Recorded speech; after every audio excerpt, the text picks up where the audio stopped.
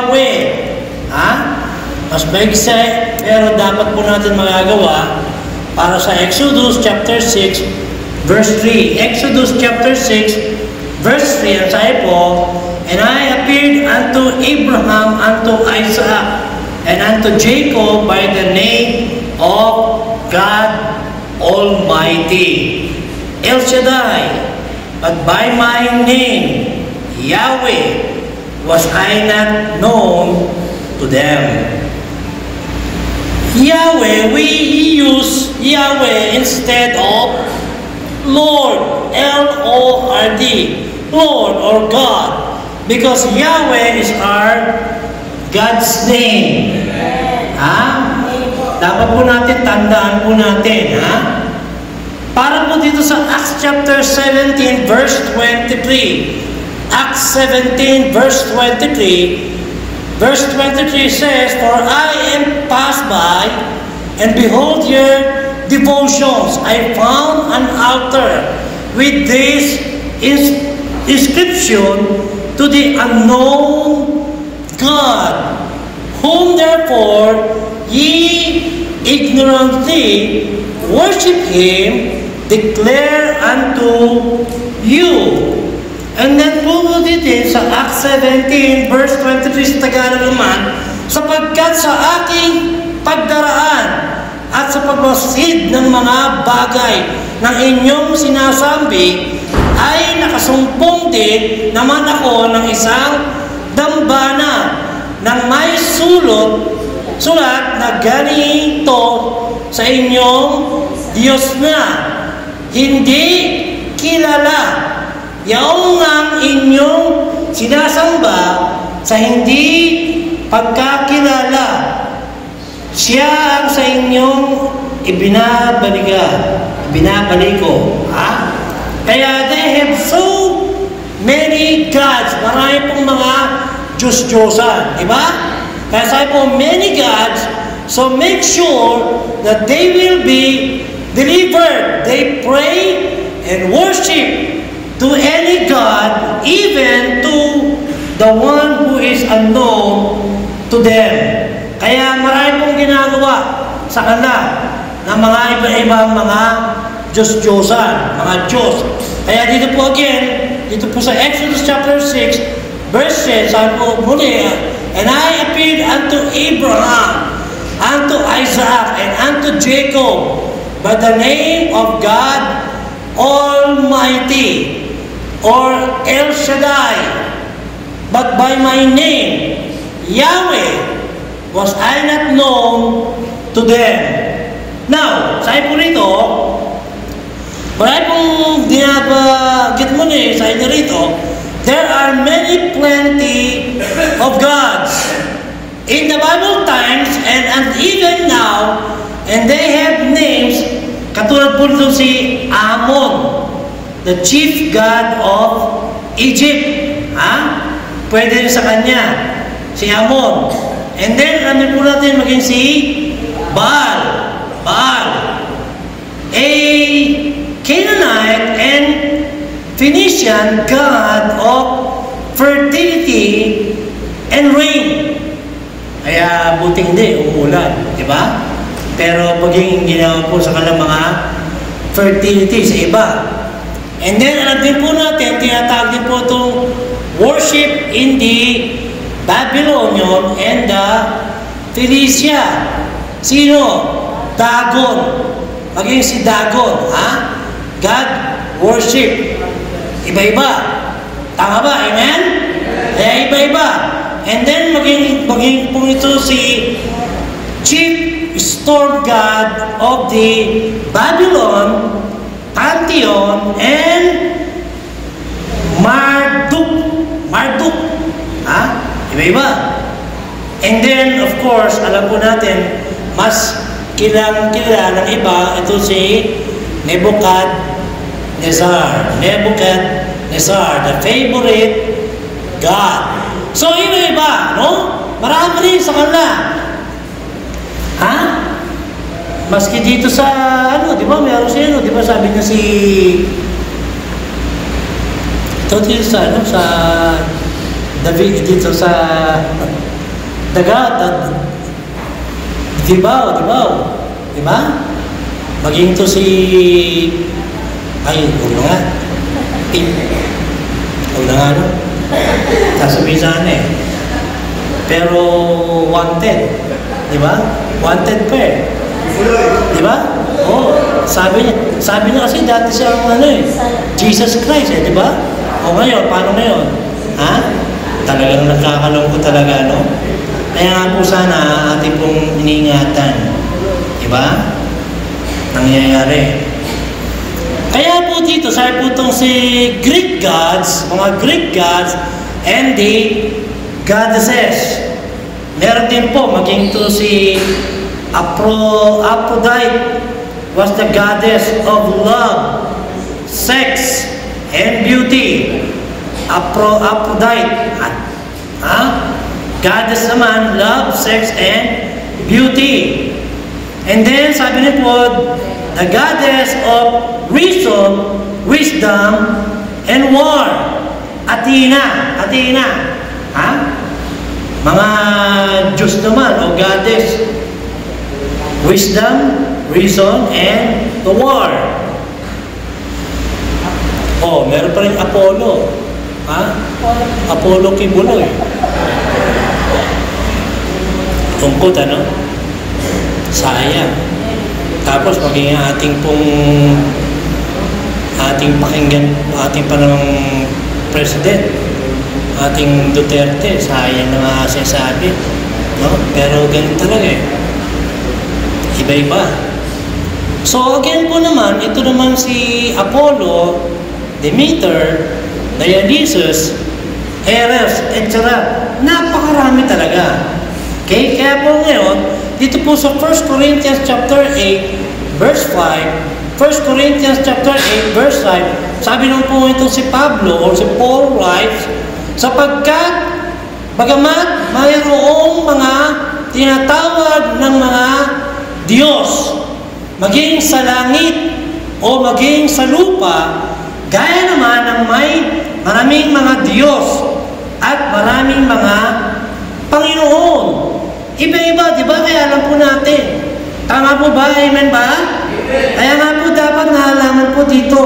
Kaya po natin ginagamit sa ating tamang God o Lord, L-O-R-D, yung ating Yahweh, yung siyang talagang ginagawa sa Kanya, Lord, L-O-R-D, capital, L-O-R-D, hindi po maliit na L-O-R-D, di ba?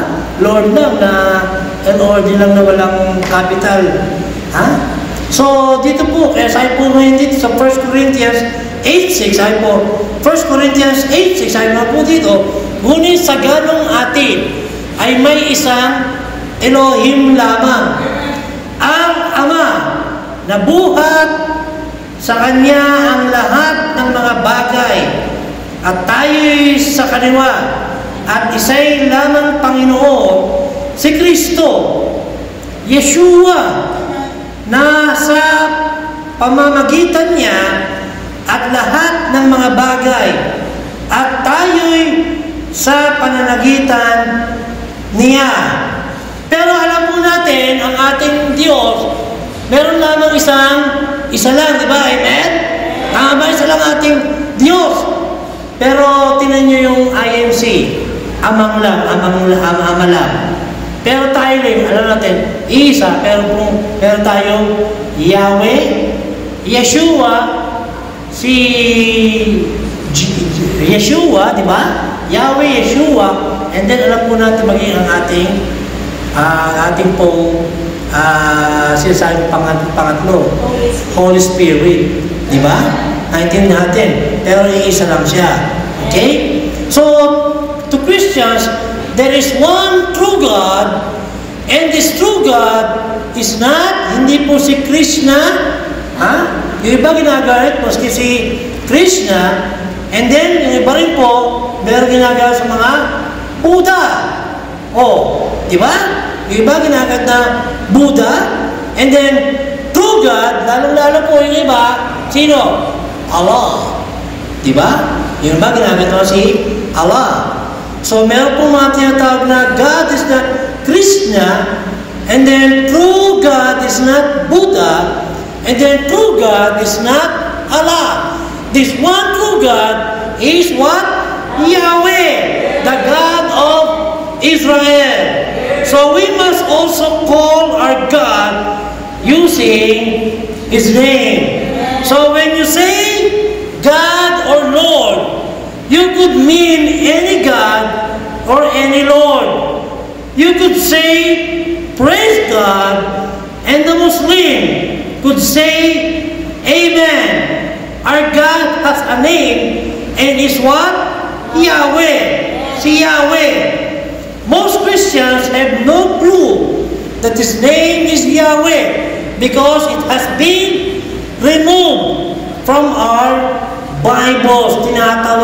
Inaalis po niya ba yung ibang Yahweh. Kaya po si Yahweh is translated in the English Bible as what?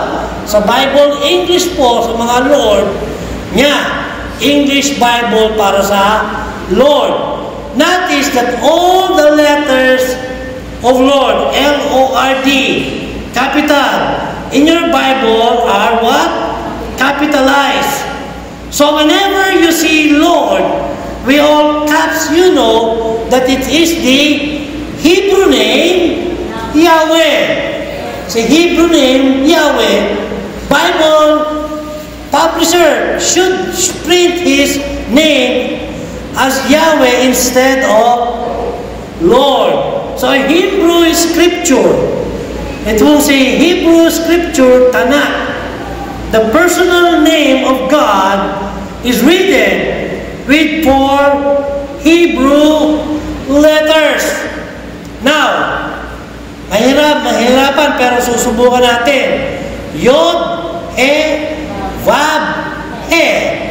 This name includes the verb hava, meaning to exist, and the letter Yod as a prefix, meaning He. So Yod, He, Yad, Ha means He exists. Iba-iba. Pero alam natin, mas ba natanda natin, sabi niya pa yung ginagawa, sabi niya, this name, Yahweh, appears, gano'ng katagal? 6,829 times in the Hebrew. Gano? 6,829. Ulit? 6,829 times in the Hebrew Scriptures, but not once in our English translation, not even in the CJB or the complete Jewish Bible. The CJB uses Adonai. Adonai means Lord. Again, when you see Lord in your Bible, in all caps, it is from the Hebrew. So dito po sa pangalawa natin, matatandaan po natin sa pangalawa, because of the fear of saying His real name, yun daw po mga ginagawa para sa Kanya, they substitute. Bakit ginagawa dito mo ang YHWH? Apat. WHWH for either Adonai or Elohim. Another group of Jews. Yan. Kaya kayo, pupunta kayo ng mga Hudyo. Bago siya pumunta ng Jew, libre. Ha? Babayaran. Walang iba, pwede mo pumapasok. So kaya po dito sabi niya, another group of Jews left the consonant YH, WH intact and attached to them the vowels of Adonai. Okay? So tandaan natin, HWH. Ang hirap, ano? Ha? Dapat, kaya iba, dapat solid agad eh. Solo eh. 4 na lang. Diba? So, dito po naman, sa pangatlo naman po, sa third, sabi niya, sa pangatlo naman, sabi po niya, the 300 BC. The 300 BC, the name was anglicized and became Jehovah. Hence, the original pronunciation of Yahweh has been, bakit? Nawalan ang lost. Nawawala. Okay? Pangatlo, nawawala. Kaya naman po yung pang-apat, however, sabi niya, recently, lahat ng ating mga, sino? Mga scholars. Ha? Parang si Pipoy, scholar. Pipoy. Ikaw ba? So lahat, pwede yung lahat. Ha? Nagagawang lahat ng mga scholars. However, recent scholars are saying Yahweh is more accurate. Accurate daw. Others spelling such as Jehovah, and Yahweh, and also use, but Yahweh seems to match the Hebrew letter YHWH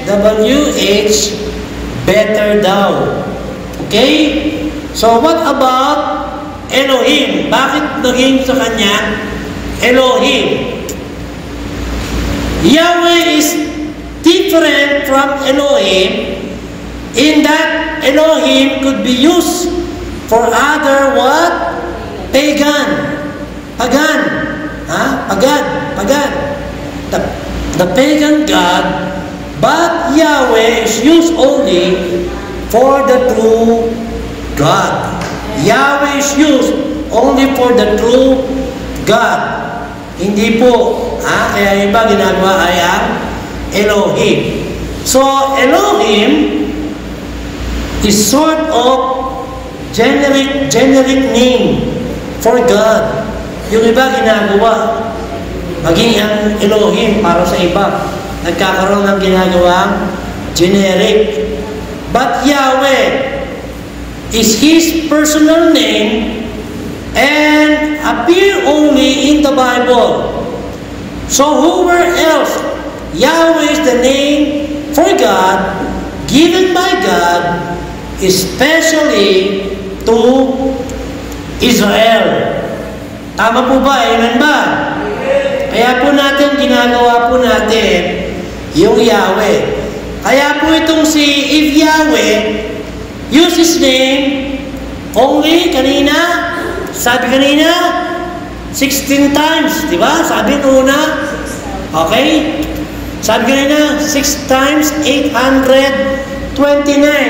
Pero dito naman ngayon, ginagawa po talaga, if Yahweh use His name almost 7 times in Scripture. 7 times to Scripture.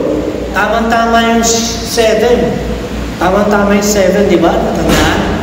Lahat ng 7. Scripture. Pero iba ayaw. Gusto ng mga China, gusto 8 eh. 8, di ba? Yung iba ayaw 7 eh. Kasi 7 nawawala. Di ba? Yung iba eh. Tingnan nyo. Kaya iba ginagawa 8. 8. Pero di po, para po sa Panginoon, yung 7, ginagawa niya yung 7. So, if Yahweh used His name almost 7 times in Scripture, I believe He wants to know it and use it. Kaya po dito sa Psalms 113, 1-3, tingnan natin sa KJV. Bakit? The King James Version. Tingnan natin sa King James Version. Sabi po dito sa King James Version, Psalms 113, 1-3, sabi niya, verse 1, Praise ye the Lord. Praise, O ye servants of the Lord. Praise the name of the Lord. 2, second, blessed be the name of the Lord from this time forth and forevermore. Third, from the rising of the sun unto the going down of the same, the Lord's name is to be praised. Pero tingnan natin, ha? Tingnan naman dito naman sa, again, 113, 1 to 3, sabi naman niya po dito, but this should be, what sabi niya, praise ye Yahweh. Praise, O ye servants, O Yahweh. Praise the name of Yahweh.